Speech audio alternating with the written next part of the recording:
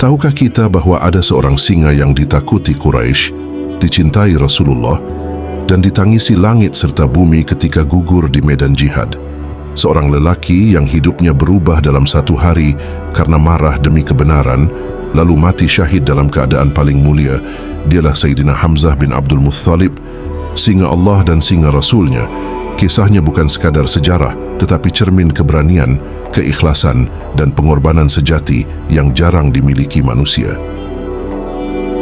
Sayyidina Hamzah bin Abdul Muttalib adalah putra dari Abdul Muttalib, pemimpin besar Quraisy yang sangat dihormati di Makkah. Ia adalah paman Rasulullah SAW sekaligus saudara sepersusuan beliau, sehingga hubungan keduanya bukan hanya ikatan keluarga, tetapi juga ikatan hati yang sangat dalam. Sejak muda Hamzah dikenal sebagai sosok yang gagah, kuat, dan pemberani. Tubuhnya tegap, langkahnya mantap, dan sorot matanya memancarkan ketegasan seorang ksatria Arab sejati. Ia adalah pemburu ulung, pemanah handal, dan petarung yang disegani. Namanya dikenal di seluruh Makkah sebagai lelaki yang tidak gentar menghadapi siapapun. Hamzah tumbuh dalam lingkungan bangsawan Quraisy, namun hatinya bersih dan jiwanya bebas. Ia tidak suka menindas, tidak gemar menyombongkan keturunan, dan selalu berdiri di pihak kehormatan serta kebenaran menurut nalurinya. Meskipun hidup di tengah masyarakat jahiliyah yang menyembah berhala, Hamzah tidak pernah tercatat sebagai penyembah fanatik patung-patung itu. Ia lebih percaya pada kehormatan, keberanian, dan harga diri, nilai-nilai yang kelak mengantarkannya pada Islam. Hubungannya dengan Muhammad sejak kecil sangat dekat. Mereka tumbuh bersama, bermain bersama, dan saling mengenal karakter satu sama lain, sehingga Hamzah mengetahui betul kejujuran dan kemuliaan akhlak keponakannya itu. Ketika Rasulullah mulai berdakwah secara sembunyi-sembunyi, Hamzah belum termasuk orang yang masuk Islam, namun hatinya tidak pernah memusuhi ajaran yang dibawa Muhammad SAW. Pada masa awal dakwah, kaum Quraisy semakin keras menentang Islam. Caci maki, hinaan, dan kekerasan mulai diarahkan kepada Rasulullah SAW dan para sahabat yang lemah. Hamzah sering berada di luar Makkah untuk berburu, sehingga tidak selalu mengetahui penderitaan yang dialami Rasulullah SAW. Namun takdir Allah sedang menyiapkan sebuah peristiwa besar yang akan mengubah jalan hidup Hamzah selamanya. Suatu hari, Hamzah kembali dari berburu dengan membawa busur dan anak panah. Tubuhnya berdebu, wajahnya lelah, namun langkahnya tetap penuh wibawa. Di tengah jalan, ia bertemu seorang budak perempuan yang wajahnya tampak gelisah. Lalu perempuan itu berkata dengan suara bergetar bahwa Abu Jahal telah menghina, mencaci, dan menyakiti Muhammad SAW di dekat Ka'bah. Mendengar kabar itu, darah Hamzah langsung mendidih, bukan karena fanatisme buta, tetapi karena kehormatan keluarga dan ketidakadilan yang dilakukan secara keji. Tanpa berpikir panjang, Hamzah berjalan cepat menuju Ka'bah. Dadanya bergejolak, matanya memancarkan amarah yang selama ini terpendam. Di hadapan para pemuka Quraisy, Hamzah menghampiri Abu Jahal dan memukul kepalanya dengan busur hingga terluka. Lalu dengan suara lantang ia berkata bahwa dirinya mengikuti agama Muhammad dan berani menantang siapapun yang menentangnya. Ucapan itu keluar dari mulut Hamzah dengan spontan, namun Allah telah meneguhkan hatinya dengan iman pada saat itu juga. Kaum Quraisy terdiam, tidak ada yang berani membalas, karena mereka tahu Hamzah bukan lelaki sembarangan. Sejak hari itu Islam mendapatkan kekuatan besar. Kaum muslimin merasa terlindungi, dan Rasulullah SAW merasakan ketenangan karena pamannya kini berdiri di barisan iman. Hamzah tidak masuk Islam dengan ragu. Ia masuk dengan jiwa ksatria, dengan keberanian penuh, dan dengan komitmen total. Ia belajar langsung dari Rasulullah, memahami Islam dengan hati yang jujur, dan mengamalkan ajaran itu tanpa takut kehilangan apapun. Sejak keislamannya, Hamzah menjadi perisai bagi Rasulullah SAW. Setiap ancaman Quraisy kini harus berpikir dua kali, karena singa Quraisy telah berubah menjadi singa Allah. Hamzah tidak hanya kuat secara fisik, tetapi juga lembut kepada kaum beriman. Ia melindungi yang lemah, membela yang tertindas, dan berdiri paling depan ketika kebenaran diserang. Inilah awal perjalanan Sayyidina Hamzah sebagai mujahid sejati, sebuah awal yang kelak akan berakhir dengan syahid paling mulia di sisi Allah. Setelah keislamannya, Sayyidina Hamzah bin Abdul Muttalib tidak pernah mundur selangkah pun dari jalan kebenaran. Ia tidak menjadikan Islam sekadar pengakuan lisan, tetapi sebuah janji hidup yang harus dibuktikan dengan pengorbanan nyata. Di Makkah, tekanan Quraisy semakin keras, dan ketika perintah hijrah turun, Hamzah termasuk orang yang meninggalkan tanah kelahirannya demi iman, tanpa menoleh pada harta, kedudukan, atau kebanggaan dunia. Di Madinah, Hamzah tumbuh sebagai salah satu tiang kekuatan kaum muslimin. Rasulullah SAW sangat mempercayainya, bahkan memberinya panji perang pertama dalam sejarah Islam, sebuah kehormatan yang hanya diberikan kepada orang yang benar-benar teguh imannya. Hamzah memegang panji itu bukan dengan kesombongan, melainkan dengan rasa tanggung jawab yang besar, karena ia tahu bahwa panji bukan sekadar kain, tetapi simbol kehormatan agama Allah.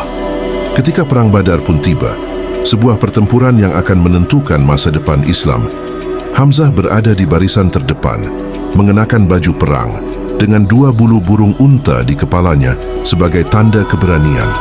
Jumlah kaum muslimin hanya sedikit, persenjataan terbatas, dan secara logika dunia mereka hampir mustahil menang. Namun Hamzah tidak melihat jumlah, ia melihat janji Allah. Di medan Badar, Hamzah bergerak seperti singa yang dilepaskan dari kandangnya. Tebasannya tegas, langkahnya mantap, dan setiap ayunan pedangnya dilakukan dengan keyakinan penuh. Ia menghadapi para jagoan Quraisy tanpa rasa takut, termasuk Utbah bin Rabi'ah dan para pembesar lainnya, yang selama ini merasa tak terkalahkan. Setiap kali Hamzah mengayunkan pedangnya, seakan-akan ia sedang membersihkan bumi dari kesombongan dan kezaliman. Para sahabat melihat Hamzah sebagai sumber keberanian. Ketika mereka ragu, Hamzah maju.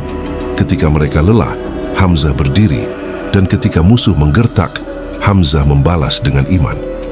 Rasulullah memperhatikan Hamzah dari kejauhan dengan mata yang penuh doa, karena beliau tahu bahwa pamannya sedang mempertaruhkan nyawanya demi agama Allah. Pada hari itu, Hamzah menjadi salah satu sebab kemenangan besar kaum muslimin. Bukan hanya karena kekuatan fisiknya, tetapi karena keteguhan hatinya yang tidak tergoyahkan. Quraisy yang dahulu merasa paling kuat kini merasakan kehinaan, dan kaum muslimin yang dahulu tertindas kini merasakan pertolongan Allah yang nyata. Setelah Badar, nama Hamzah semakin disegani, bahkan oleh musuh-musuh Islam. Mereka mulai menyadari bahwa Islam bukan lagi kelompok kecil yang mudah ditindas. Namun kemenangan itu juga menumbuhkan dendam mendalam di hati kaum Quraisy, khususnya Hindun binti Utbah, yang ayah dan kerabatnya tewas di tangan Hamzah. Dendam itu tidak padam, ia dipelihara, disimpan, dan direncanakan dengan penuh kebencian, menunggu waktu yang tepat untuk dilampiaskan. Hamzah sendiri tidak menyimpan kebencian pribadi. Baginya semua yang ia lakukan adalah demi Allah, bukan demi dendam atau kepuasan dunia. Ia tetap hidup sederhana di Madinah, beribadah dengan khusyuk, dan selalu siap ketika Rasulullah memanggilnya untuk berjihad. Setiap malam, Hamzah merenungi ayat-ayat Allah, memohon agar imannya diteguhkan dan agar hidupnya diakhiri dengan kemuliaan. Ketika kabar datang bahwa Quraisy sedang mempersiapkan pasukan besar untuk membalas kekalahan Badar, Hamzah tidak gentar, justru wajahnya bersinar oleh tekad. Ia tahu bahwa jalan yang dipilihnya bukan jalan aman, tetapi jalan yang benar. Menjelang perang Uhud, Hamzah bersiap dengan penuh keyakinan. Ia memeriksa pedangnya, menata niatnya, dan memperbarui janjinya kepada Allah. Baginya, hidup dan mati tidak berbeda selama keduanya berada di jalan Allah. Ia berkata dengan hatinya bahwa jika hari ini ia menang, itu adalah karunia Allah, dan jika hari ini ia gugur, itu adalah anugerah yang lebih besar. Hamzah tidak mengejar syahid dengan emosi, tetapi menerimanya dengan kesadaran dan keikhlasan. Langkahnya menuju Uhud adalah langkah seorang mukmin sejati, tenang, mantap, dan penuh keyakinan. Ia tidak tahu bahwa medan Uhud akan menjadi tempat perpisahan dengan dunia, tetapi Allah telah menyiapkan derajat tertinggi baginya. Di sanalah takdir mulai bergerak menuju ujung kisah seorang singa yang kelak akan ditangisi Rasulullah SAW dengan air mata paling pedih. Pagi itu Gunung Uhud berdiri kokoh seolah menjadi saksi bisu. Atas peristiwa besar yang akan mengguncang langit dan bumi, pasukan kaum muslimin bergerak dengan tekad. Namun di antara mereka, hanya sedikit yang benar-benar menyadari betapa mahal harga kemenangan dan betapa pahit harga kelalaian. Sayyidina Hamzah berjalan di barisan depan, dadanya lapang, wajahnya tenang, dan langkahnya penuh keyakinan, seakan ia telah berpamitan dengan dunia tanpa mengucapkan sepatah kata pun. Rasulullah SAW telah mengatur strategi dengan sempurna, menempatkan pasukan pemanah di atas bukit dan berpesan agar mereka tidak meninggalkan posisi apapun yang terjadi, karena kemenangan sejati bukan hanya soal keberanian, tetapi juga ketaatan. Hamzah memahami pesan itu dengan jelas. Baginya perintah Rasulullah adalah garis hidup yang tidak boleh dilanggar. Ketika pertempuran dimulai, Hamzah maju seperti badai yang dilepaskan. Ia bertakbir dengan suara mengguncang. Setiap langkahnya membuat musuh gentar. Setiap tebasannya membuat barisan Quraisy porak-poranda. Ia berteriak, "Aku adalah singa Allah," bukan untuk membanggakan diri, tetapi untuk menegaskan bahwa kekuatannya bersumber dari iman. Di medan Uhud, Hamzah menghadapi banyak lawan sekaligus. Ia menyerang, bertahan, lalu menyerang kembali, tidak memberi musuh kesempatan untuk mengatur napas. Kaum muslimin melihat Hamzah sebagai simbol kemenangan. Selama ia berdiri, mereka merasa Allah bersama mereka. Quraisy mulai mundur, barisan mereka goyah, dan kemenangan hampir diraih sepenuhnya.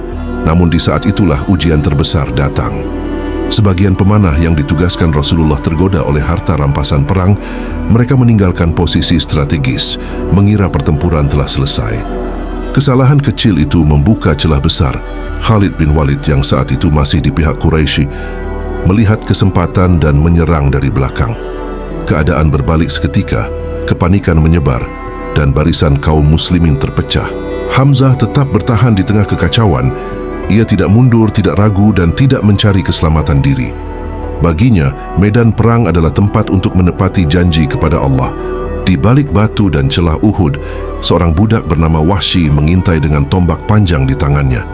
Ia bukan prajurit pemberani, tetapi pembunuh bayaran yang dijanjikan kebebasan jika berhasil membunuh Hamzah.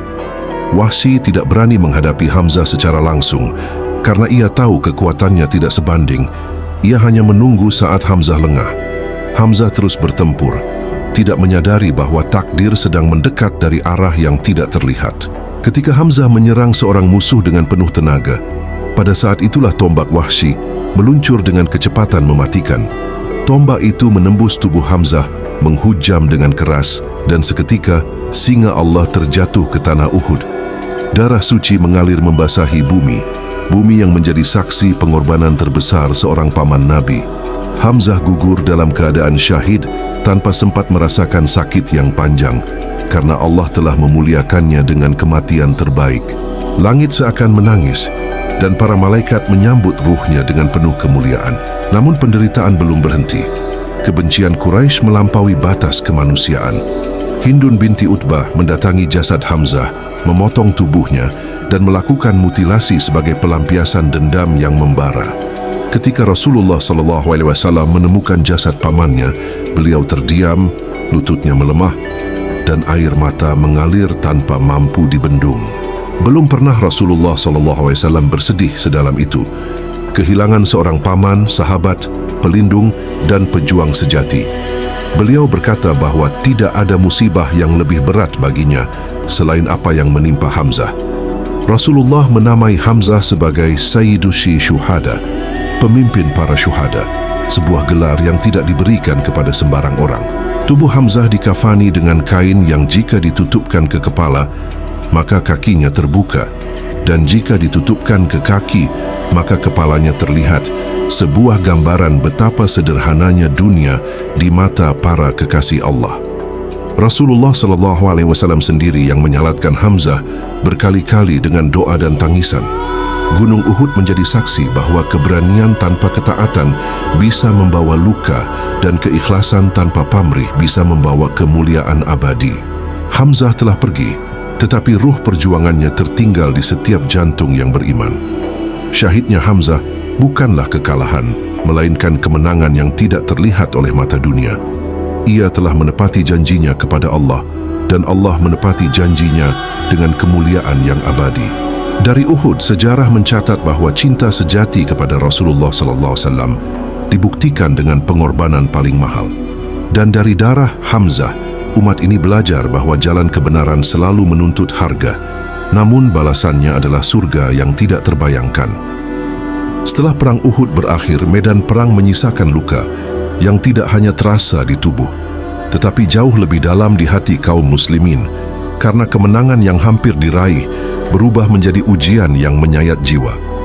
Di antara para syuhada yang gugur, tidak ada satupun yang membuat Rasulullah SAW berduka sedalam ketika beliau berdiri di hadapan jasad Sayyidina Hamzah. Ketika Rasulullah melihat tubuh pamannya yang telah dimutilasi, langkah beliau terhenti, suara beliau tertahan, dan air mata mengalir tanpa bisa disembunyikan.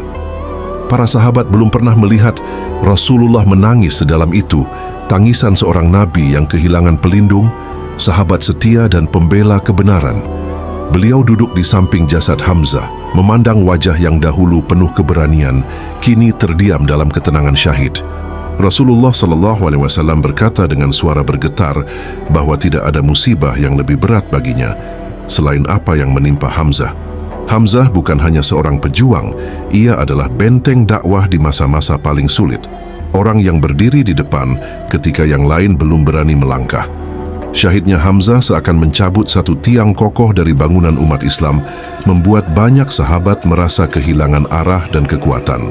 Namun di balik kesedihan itu, Allah sedang mendidik umat ini dengan pelajaran yang sangat mahal, bahwa kemenangan bukan hanya ditentukan oleh jumlah, bukan hanya oleh keberanian, tetapi oleh ketaatan penuh kepada perintah Rasulullah.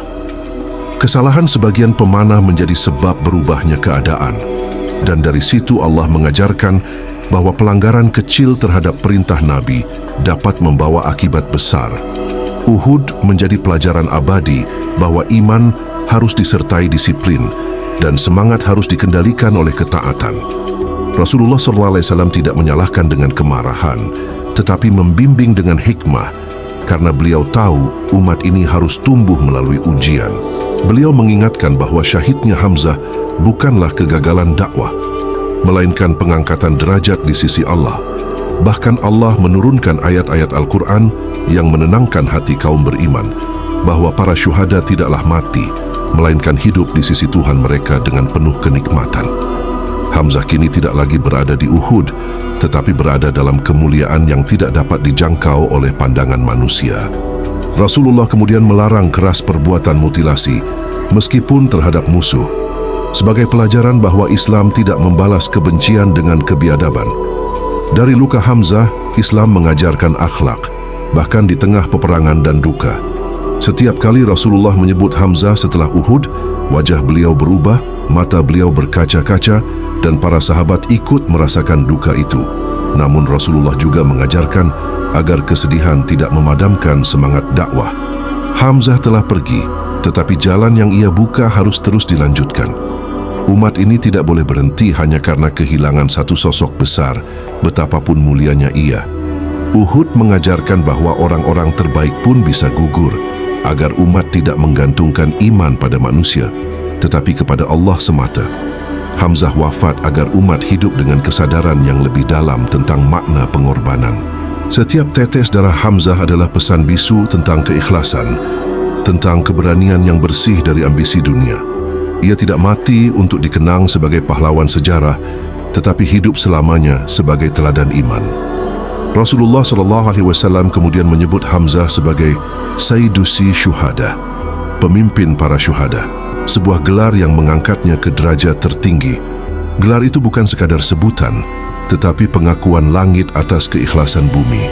Dari Uhud, umat Islam belajar bahwa cinta kepada Rasulullah harus dibuktikan dengan ketaatan, bukan hanya dengan air mata.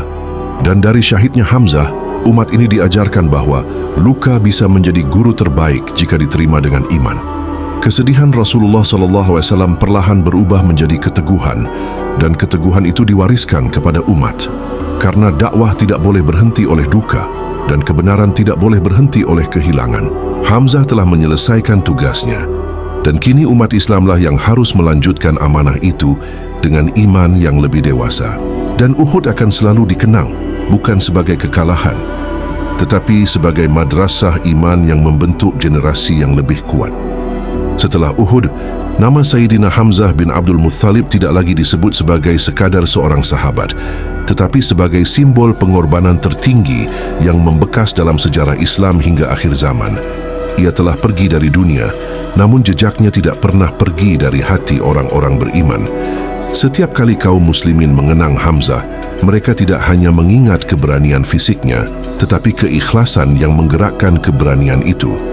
Hamzah mengajarkan bahwa iman sejati bukanlah iman yang nyaman, tetapi iman yang siap kehilangan segalanya demi kebenaran.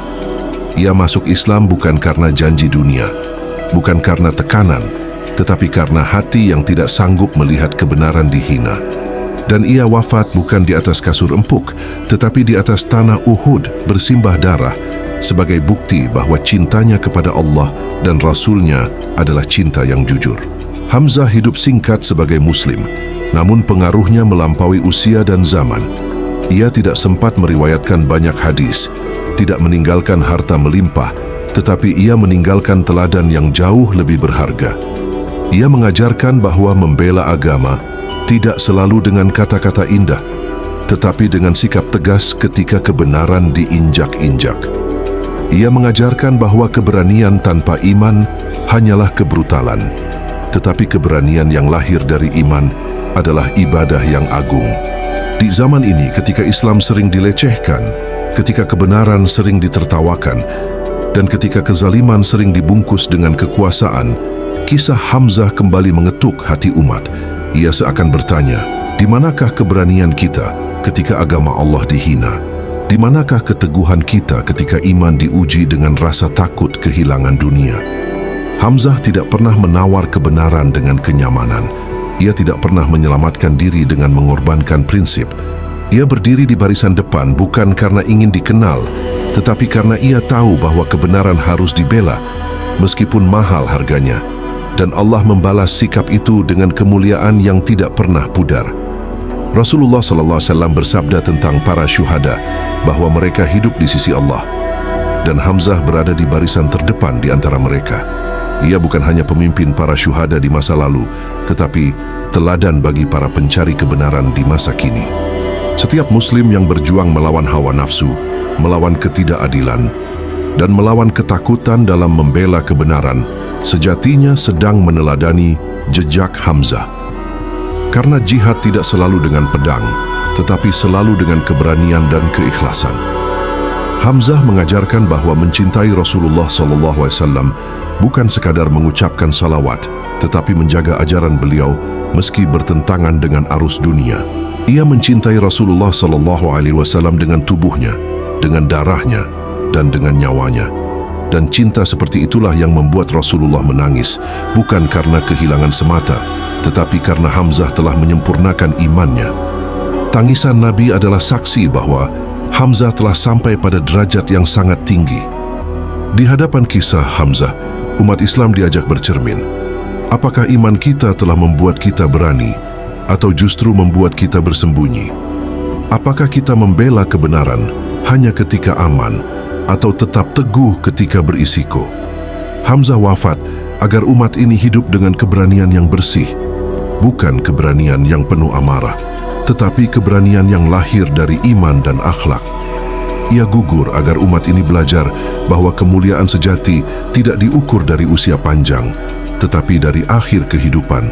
Tidak ada yang tahu kapan ajal menjemput, tetapi Hamzah mengajarkan bagaimana cara menjemput kematian dengan mulia. Ia tidak mencari syahid, tetapi syahid mencarinya karena kejujurannya kepada Allah.